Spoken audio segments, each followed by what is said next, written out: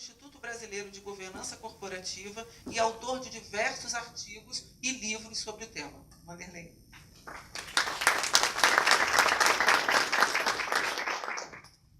Bom dia a todos. É um enorme prazer estar aqui com vocês hoje, compartilhando um pouquinho aí da nossa visão sobre governança e sobre esse processo, né, de retomada, né, da economia brasileira. Acho que nesse contexto de tentar falar o que a gente pode fazer pelas empresas, que acho que a governança tem muito a contribuir, tem muito a agregar.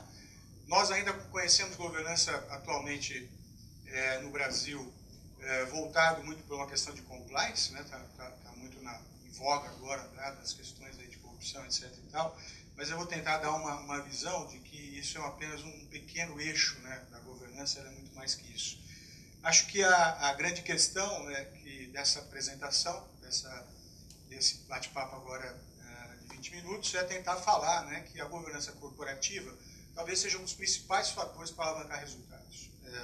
Quando ela é realmente bem instalada, quando a gente observa algumas questões e toma alguns cuidados. Tá? A gente escreveu um livro, Paulo Monteiro e eu, meu parceiro, o último livro que a gente escreveu chama-se A Reinvenção da Empresa, Projeto Ômega, que vocês vão ter um exemplar sendo sorteado aí no final. E eu vou estar me baseando muito na minha apresentação a respeito desse livro, né, que ele foi recém-lançado agora em abril.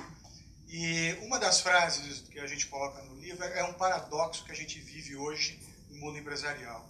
E esse paradoxo ele é extremamente profundo, né? A gente vem observando isso paulatinamente nas empresas que a gente atua, né? Que o que as empresas mais buscam, que é um resultado crescente perene, né? É comprometido pela forma parcial e reducionista de concretizar sua intenção. Quer dizer, então, ao mesmo tempo que a gente quer essa dualidade, né, querendo melhor resultado, as empresas têm uma postura, né, primeiro, de encarar o homem como instrumental, segundo, de não utilizar o potencial humano na sua plenitude, e terceiro, né, de não saber como levar isso tudo, como criar uma corrente positiva, construtiva, né, de catalisar essas opções, né, esse potencial humano que ela tem dentro da própria casa. Tá? Então, isso é talvez seja a tese principal do nosso livro, é como fazer isso dentro do bojo, né, de um processo de reestruturação, de um processo de reinvenção das práticas empresariais. Meu histórico, né, eu fui 30 anos executivo, né, desde 1993 até 2013, eu trabalhei em 7 empresas, em 3 delas eu tive a oportunidade de ser presidente, né, e ao mesmo tempo comecei lá atrás já uma carreira de conselheiro, e que foi sendo desenvolvida em paralelo. Né. Hoje em dia eu estou apenas como conselheiro, também faço mentoria, né? Tive o prazer aqui de ajudar a Heber nos seus passos iniciais, isso é uma grande honra, estar aqui esse sucesso, né? E eu tenho 2 histórias, né, que me marcaram, uma delas foi a Petroflex, uma empresa de borracha sintética, uma das 10 maiores da América Latina, cuja sede é aqui em Duque de Caxias. Eu entrei nessa empresa como diretor, saí dela como presidente, fazendo uma história curta, ela valia no Bovespa 30 milhões de dólares, quando a gente começou lá em 2001.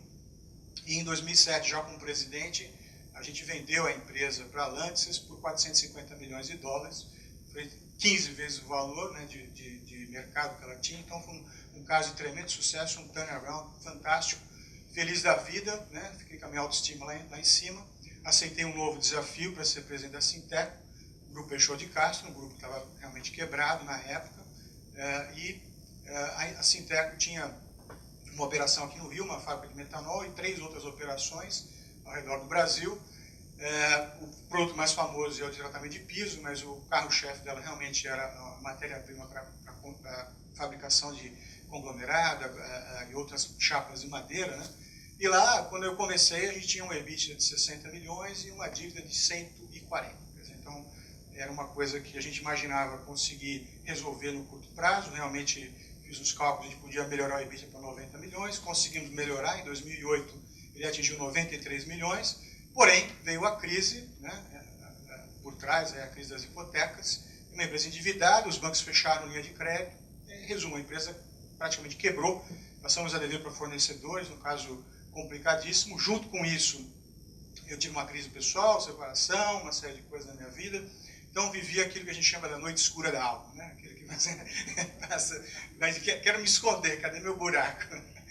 Mas enfrentamos aquilo com muita vontade, quer dizer, acordar todo dia às 8, 9 da manhã, ir para a empresa, falar quem eu vou pagar, quem não vou pagar, como é que eu faço, que custo que eu vou cortar, como é que a gente faz. Naquele momento, meu diretor financeiro pediu demissão, então eu que não tinha uma base financeira tão extensa, era mais da área de marketing, de negócios, tive que aprender finanças na marra, e aí fomos todo dia, né, durante 3 anos, acordando, saneamos a empresa, salvamos a empresa hoje está aí, está forte, fizemos nosso sucessor, mas decidimos sair da empresa em 2013 e começar essa carreira só como conselheiro, né? E dessa crise nasceu o Ômega, nasceu sempre a crise é a oportunidade, né? Esse jargão, né, do ideograma chinês, a gente entendeu que era hora de começar a encarar, né, esses desafios, né, e ver de fato como conseguir superar, como reinventar uma empresa a partir disso. E aí está aí o resumo de Ômega, né? Esse chart ele mostra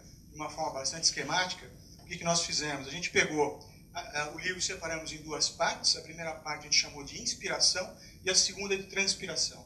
Na primeira parte de inspiração, a gente tentou quebrar ou olhar os paradigmas que a gente tem atuais, né, em relação a 4 vetores importantes: homem, conhecimento, trabalho e dinheiro.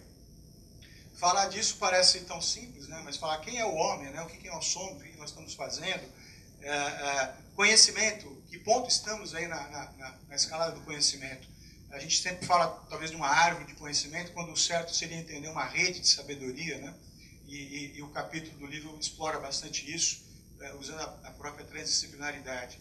Falar de trabalho, né? O trabalho tem ainda sinônimo, vem da palavra latina tripalium, que é um instrumento de tortura. Então a gente ainda encara o trabalho como sendo algo torturante, né? Na etimologia da palavra.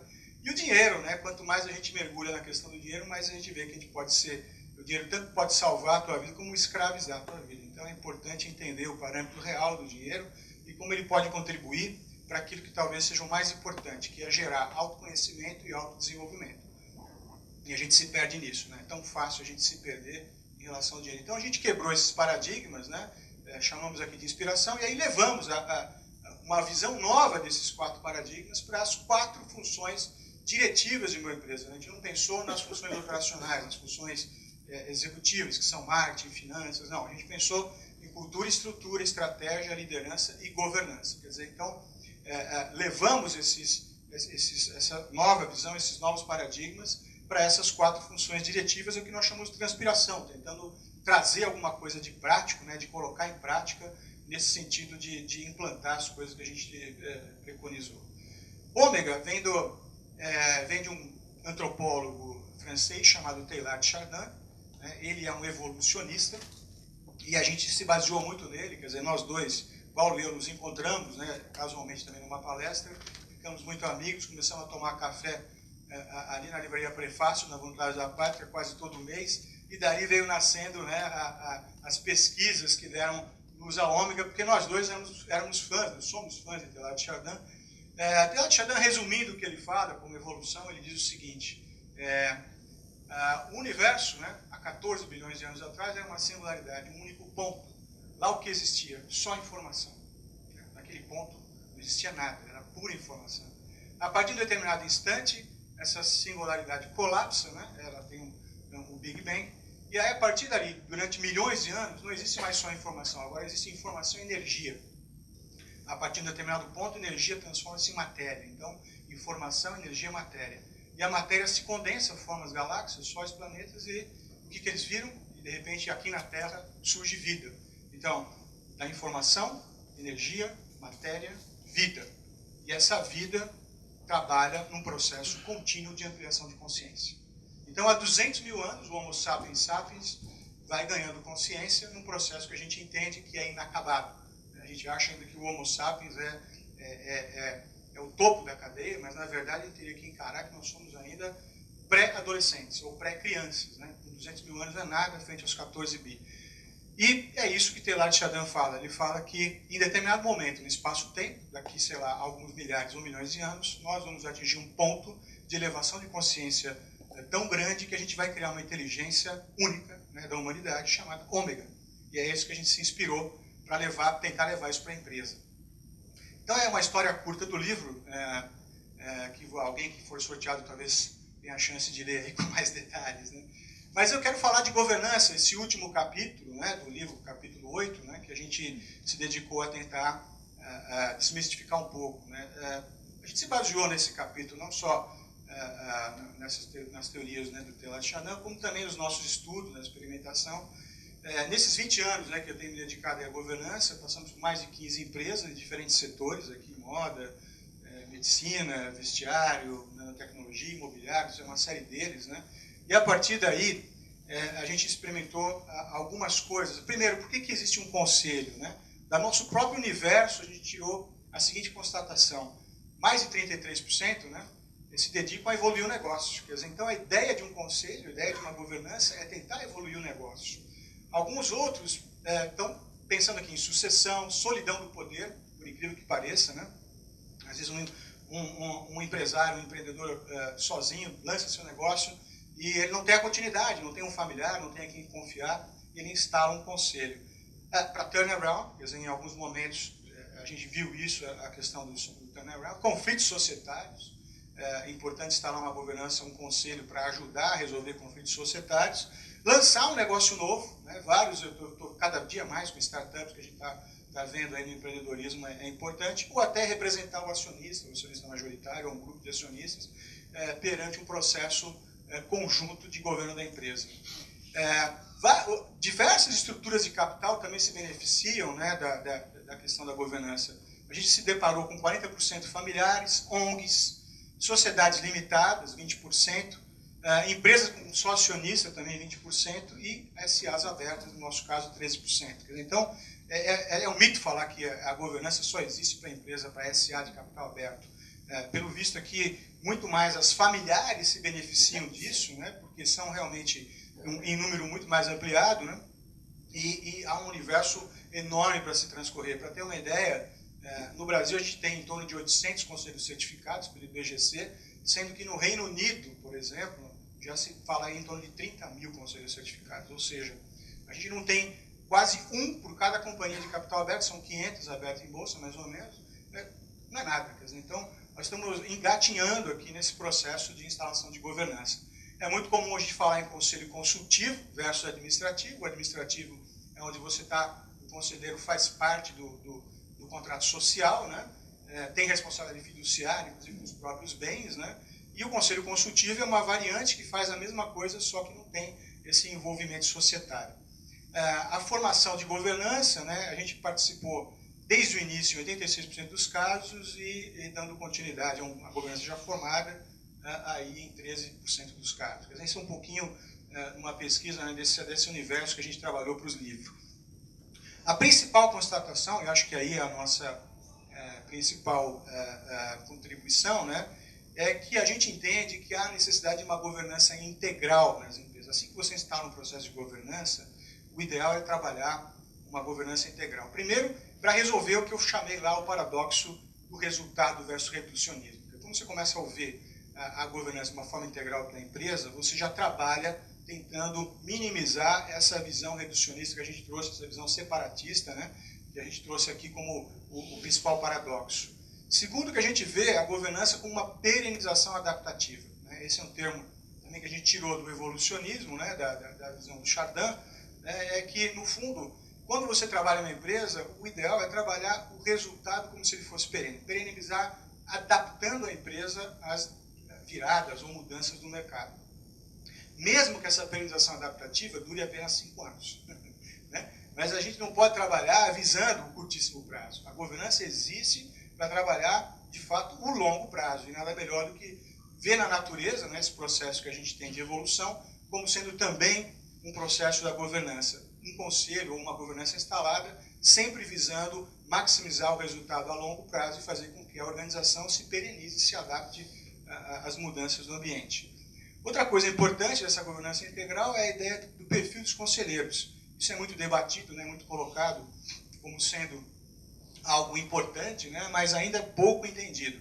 Se até pouco tempo atrás, talvez 10 anos, o perfil dos conselheiros eram os amigos do acionista ou amigo do presidente, né, onde você tinha lá uma composição bastante hermética, né, fechada, e até com os grandes chavões, né, os grandes ícones de mercado participando de um conselho para dar uma visibilidade, um nome à governança, hoje nós estamos falando já que é preciso observar, e a gente cita muito isso no livro, né, duas coisas importantes que ainda são pouco observadas, né? A diversidade, mas não a diversidade nas funções executivas operacionais. Um é de marketing, um é de finanças. Isso é muito observado ainda, mas não é o ideal. O ideal é que essa diversidade venha do quê? Primeiro, de setores diferentes, né? De conselheiros que atuem em áreas diferentes, que tenham visão de negócio diferente para poder permitir uma fertilização cruzada de ideias. Um conselho existe para tomar decisão. O nome está errado, né? Conselho. Em inglês é Board of Directors, então mesa de diretores, é para tomar decisão. Então nada melhor do que existe essa diversidade de perfis, né? de visões de negócio e de mercado, mas que tenham duas coisas importantes que têm que ser em comum, né? nessa diversidade. Primeiro, que comunguem com os valores da empresa, porque se não comungar os valores, não existe ponto de consenso, não existe ponto de tomar decisão. E segundo, que esses conselheiros, que vêm de setores diversos, tenham, de fato, uma visão diferenciada, uma visão mais aprofundada do processo de direção geral. Quer dizer, o que a gente às vezes vê, conselheiro, a nossa empresa está precisando agora entrar na área digital. Vai ter uma palestra aqui da área digital, né? Então eu vou contratar um conselheiro que foi gerente de informática. Não funciona. Quer dizer, não é por aí. Quer dizer, nós temos que ter essas duas observações, os valores e a capacidade de dirigir empresas, né? Que ainda é incipiente, eu vejo isso muito, principalmente através do IBGC. E o último ponto é que é a participação dos públicos da empresa. Isso é que torna uma governança integral e também é muito pouco observado. O que é isso? Os stakeholders devem estar representados, não com um assento no conselho, mas com a sua voz, né? Os conselheiros precisam cada vez mais serem profissionais. Não só o conselheirinho independente, ou seja, ele não tem um vínculo por ter sido ex-funcionário, por ser amigo de alguém, etc. e tal, ele é independente nesse sentido, inclusive patrimonialmente independente, ele não precisa depender do salário de conselheiro para poder sobreviver. E na segunda instância, o conselheiro ser profissional, onde ele vai atrás dos públicos. Eu tenho feito isso muito nas últimas empresas. Hoje eu estou atuando em 6 conselhos. O que a gente faz é conhecer o cliente, fazer entrevista, conhecer os funcionários, entender como os diretores lideram, né? Acabei de fazer na semana passada 9 entrevistas de uma empresa que eu sou conselheiro, e tentando entender o perfil dos diretores, né? E clarifica muito. Então esse público, de alguma forma, traz a sua voz e contribui para o processo de governo da empresa. A gente fez um gráfico, né, no livro, né, trazendo a ideia dessa governança integral, que ela não só trabalha os 4 preceitos de governança comuns em todos os livros de governança corporativa, que são a transparência, a equidade, a conformidade, a responsabilidade, aqui o famoso compliance, né, em português conformidade, mas também ela trabalha o que é extremamente benéfico para as empresas familiares ou para as empresas de capital fechado, que é um processo de ter uma estratégia, uma liderança e um foco na saúde da empresa. Quer dizer, esse é o tripé, né, que a gente vê que funciona. O conselho, a governança, trabalhando qual é a estratégia, qual é a visão de futuro, como é que tem que ser o nosso processo de liderança, quem são os sucessores, como é que são os talentos da empresa, quem são eles, como é que a gente forma e desenvolve. E terceiro, a saúde da empresa, entendido não só na parte financeira, como também na parte de inovação, na parte de criação de processos importantes. E, finalmente, 2 imperativos que a gente chama cultura e sistemas. Na verdade, um dos capítulos do livro é sobre cultura. A gente fala que os conselheiros e a governança têm que entender e evoluir a cultura e, principalmente, tomar conta dos processos internos, quais sistemas são críticos para o negócio prosperar. Aqui está um quadro resumido, eu não vou entrar em detalhe, depois, quem quiser me deixar o cartão, eu posso mandar um resumo executivo do livro, com detalhes disso aqui, no coffee break vocês podem me passar. Mas a governança convencional, ela trabalha a fonte de informações, o foco das decisões, resultados, processo decisório, perfil dos conselheiros, caminho empresarial, propósito e sucesso, de uma forma convencional, e a integral tenta ver isso de uma forma mais ampla, a partir daqueles 4 vetores que eu falei agora, né, de entender o público, trabalhar uma periodização adaptativa, entende o resultado não só como retorno financeiro, mas como outras variáveis, né, encara esse resultado aqui, o financeiro, como uma consequência de uma série de ações, e muitas vezes quem faz dessa forma, o resultado financeiro é extremamente maior, né? Como atesta aí as empresas que pertencem ao capitalismo consciente, que tem 30%, 40% de retorno maior do que aquelas do capitalismo convencional. Quer dizer, isso já é uma base, né, das nossas pesquisas também. Por final, está aqui de novo o esquema de ômega, né, o que a gente tentou trazer, né, a respeito desse processo, né, de reinvenção da empresa. E aqui está a capa do livro que vai ser sorteado. Eu agradeço aí o tempo de 20 minutos, aí quem tentou respeitar, para poder falar.